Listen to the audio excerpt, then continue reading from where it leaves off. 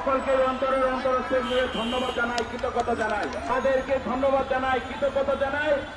আমরা সবাই হাজার লক্ষ লক্ষ বাংলাদেশের জনগণকে সম্পৃক্ত ঘটিয়েছে। সাংগঠনিক সপ্তাহ ঘোষণা করেছেন, আজকে দ্বিতীয় দিন চলছে। সারা বাংলাদেশে আগামী আরো 5 দিন এই কর্মসূচি অব্যাহত থাকবে।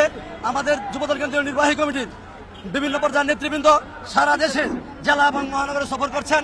তাদের উপস্থিতিতেই বাংলাদেশ জাতীয়তাবাদী যুবদল সারা দেশের জেলা এবং মহানগর, গতকাল আপনারা দেখেছেন গাজীপুর জেলা এবং গাজীপুর মহানগরের প্রত্যেকটি উপজেলা, থানা এবং পৌরতে স্বতঃস্ফূর্তভাবে হাজার জাতীয়তাবাদী যুবদল কেন্দ্রীয় নির্বাহী কমিটির সিদ্ধান্ত মোতাবেক আমরা সারা বাংলাদেশের আগামী 7 দিন 23 থেকে 30 জুন পর্যন্ত সাংগঠনিক সপ্তাহ আমরা ঘোষণা করেছি।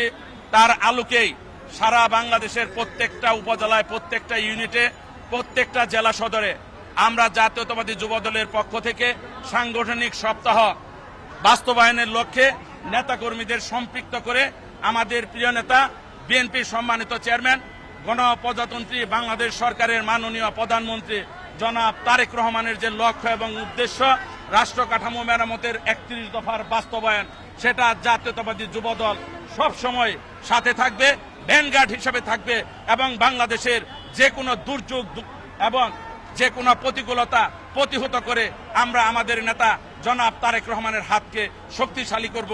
এটাই হচ্ছে আমাদের সাংগঠনিক সপ্তাহের মূল লক্ষ্য এবং উদ্দেশ্য।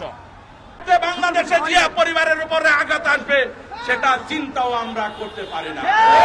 তো আমরা বলতে চাই, আমরা প্রত্যেকটা নেতাকর্মী এক এবং অভিন্ন। আমাদের লক্ষ্য এবং উদ্দেশ্য একটি, বাংলাদেশের জাতীয়তাবাদের সরকার যেটা হয়েছে জনগণের ভোটে, সেটাকে আমরা জনগণকে